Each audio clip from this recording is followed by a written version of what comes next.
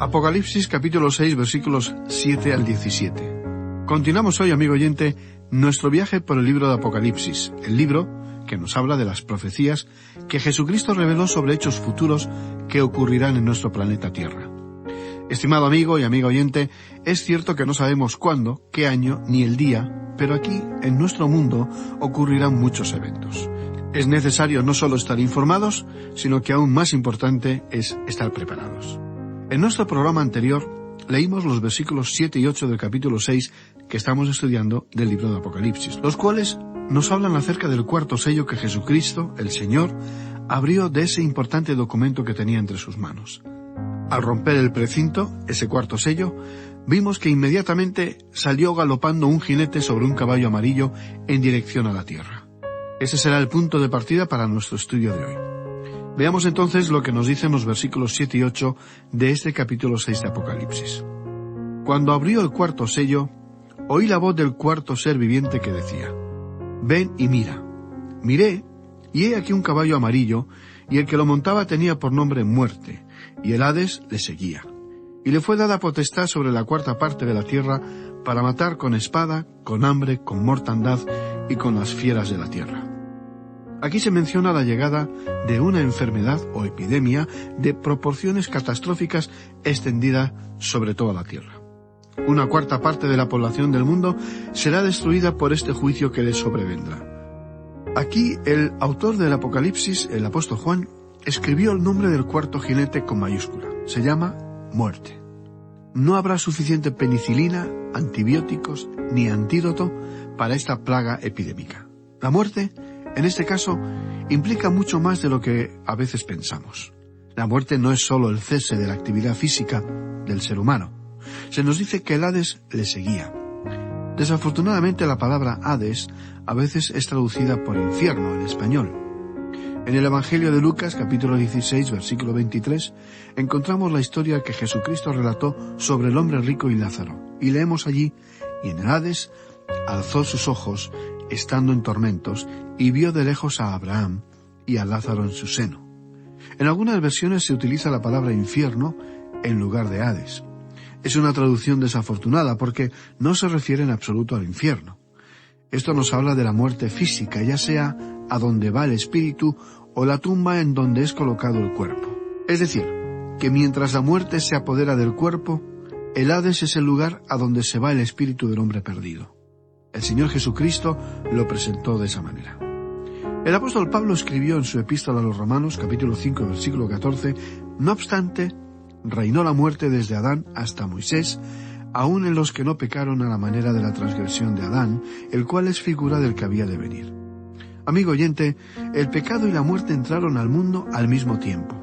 La muerte es el resultado del pecado. Y durante ese intervalo desde Adán hasta Moisés, los hombres no cometieron el mismo pecado que cometió Adán. Sus pecados tampoco fueron una transgresión de la ley, como lo fue el pecado de Adán, porque aún Dios no les había dado los 10 mandamientos. Sin embargo, en ese periodo los hombres pecaban y morían.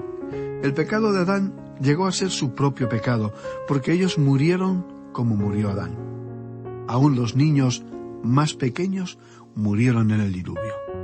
La muerte tiene un triple significado que ordinariamente no le damos. Pensamos en la muerte como algo que solamente está relacionado con el cuerpo. Primero está la muerte física, que solamente se refiere al cuerpo. Esto le ocurre al hombre a causa del pecado de Adán. Segundo, está la muerte espiritual.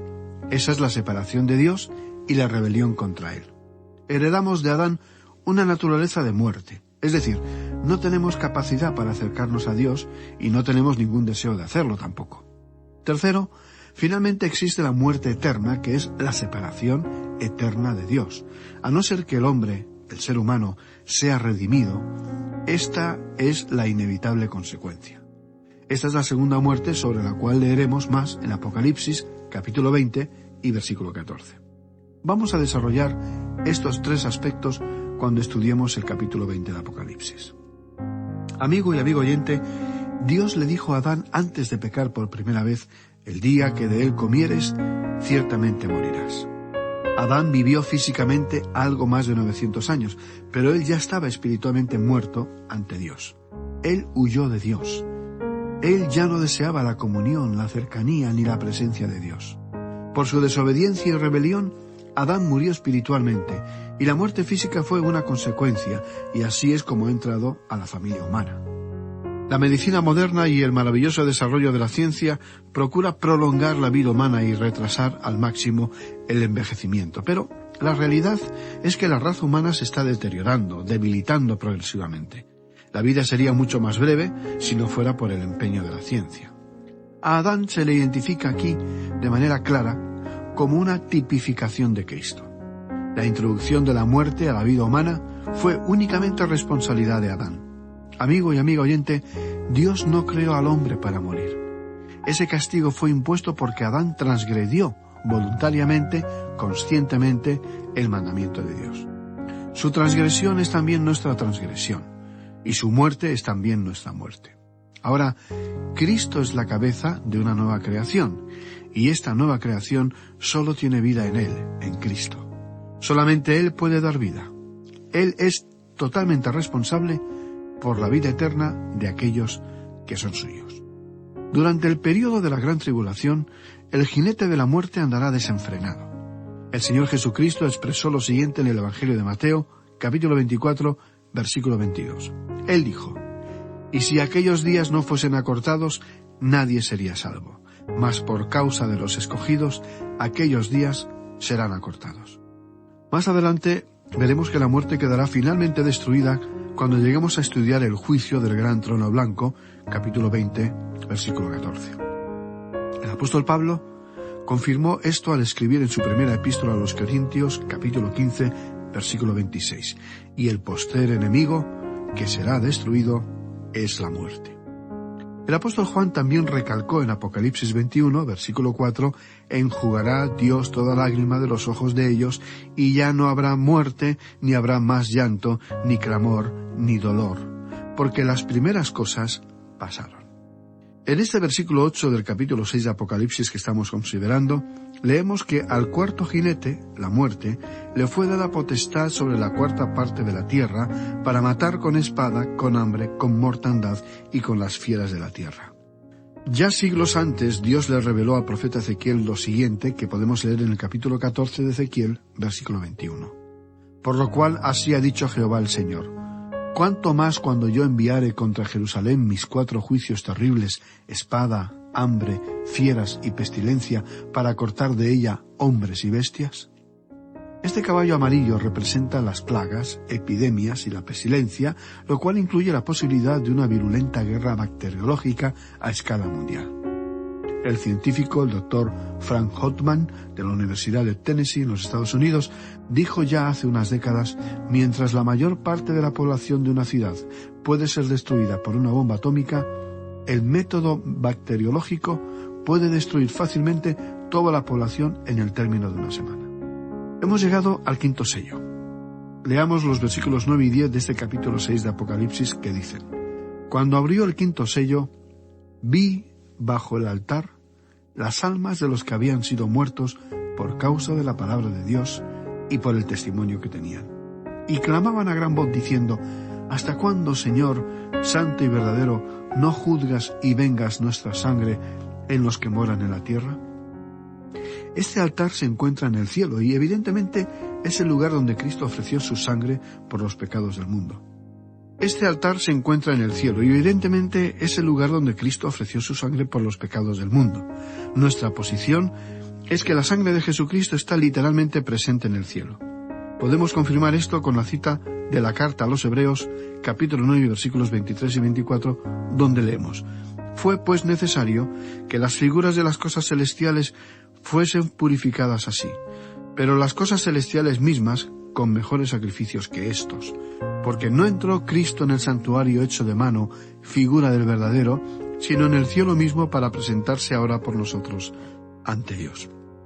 Las almas que se mencionan bajo del altar son los santos del Antiguo Testamento.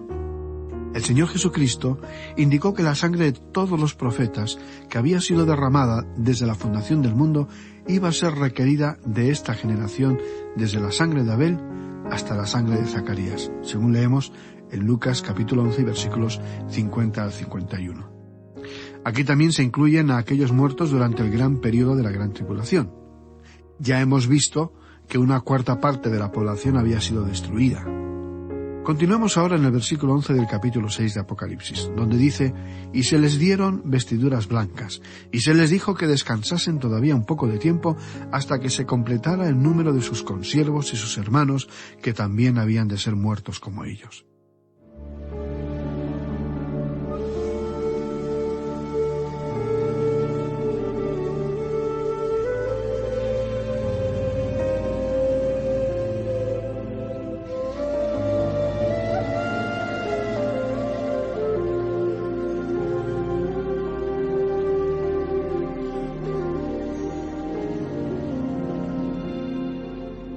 Hemos llegado a la apertura del sexto sello, y aquí comienza el gran día de la ira de Dios. Leemos los versículos 12 y 13 de este capítulo 6 de Apocalipsis, que dicen así: «Miré cuando abrió el sexto sello, y he aquí hubo un gran terremoto, y el sol se puso negro como tela de cilicio, y la luna se volvió toda como sangre, y las estrellas del cielo cayeron sobre la tierra, como la higuera deja caer sus higos cuando es sacudida por un fuerte viento». Tenemos ante nosotros el gran día de la ira de Dios. Este es el comienzo de la segunda mitad del período de la Gran Tribulación. Suceden grandes hechos en los cielos. Tanto en el principio de la tribulación, como también al fin del período de la Gran Tribulación, suceden eventos en el universo natural. En el libro del profeta Joel, capítulo 2 y versículo 30, se nos dice: «Y daré prodigios en el cielo y en la tierra, sangre y fuego, y columnas de humo». Esta es una referencia al principio de la tribulación, y Joel, capítulo 3, versículos 9 al 17, nos hablan del fin. El hecho de que en el presente haya un aumento de terremotos no significa el cumplimiento de esta profecía. Aquí se habla del periodo de la gran tribulación. Los terremotos en el pasado han causado la muerte a gran cantidad de personas. El profesor R. A. Deli, en uno de sus libros, escribió lo siguiente: «En los últimos 4.000 años, los terremotos han causado la pérdida de 13 millones de vidas y aún están por suceder los peores terremotos». Esta mención es muy interesante porque vamos a ver más adelante en el capítulo 16, versículo 18 de Apocalipsis, que habrá un gran terremoto. Un terremoto tan grande cual no lo hubo jamás desde que los hombres han estado sobre la tierra. Los terremotos actuales no son un cumplimiento de esto. Sencillamente muestran lo que sucederá, y la palabra de Dios así lo afirma. Ahora el versículo 14 de este capítulo 6 de Apocalipsis dice: «Y el cielo se desvaneció como un pergamino que se enrolla, y todo monte y toda isla se removió de su lugar». Creemos que esta descripción del apóstol Juan, que escribe lo que vio y oyó en el cielo, tiene que ser tomada literalmente. En el Antiguo Testamento, en el libro del profeta Nahum, capítulo 1 y versículo 5, tenemos una descripción similar que veremos nuevamente cuando lleguemos al capítulo 20, versículo 11 de Apocalipsis. Continuemos con los versículos 15 al 17 de este capítulo 6 de Apocalipsis. «Y los reyes de la tierra y los grandes, los ricos, los capitanes, los poderosos, y todo siervo y todo libre, se escondieron en las cuevas y entre las peñas de los montes. Y decían a los montes y a las peñas: Caed sobre nosotros y escondednos del rostro de aquel que está sentado sobre el trono y de la ira del Cordero, porque el gran día de su ira ha llegado. ¿Y quién podrá sostenerse en pie?». Aquí se nos describe a gente que está rogándole a los montes y a las peñas que caigan sobre ellos porque quieren ocultarse. ¿De quién? De la ira del Cordero. Se está desarrollando el gran día de la ira de Dios. Hemos llegado a una declaración interesante: la ira del Cordero. La ira de Dios es aquel día, el día de Jehová, aquel día que hemos visto a través de todo el Antiguo Testamento anunciado por los profetas. Pero aquí Juan nos habla de la ira del Cordero. Esta es una declaración un poco extraña. La Biblia está llena de paradojas. ¿Qué es una paradoja? Bueno, la definición de una paradoja es aquello que parece ser contradictorio. Por ejemplo, se dice que el calor del sol es insoportable y que acercándose al sol el calor se hace cada vez más insufrible.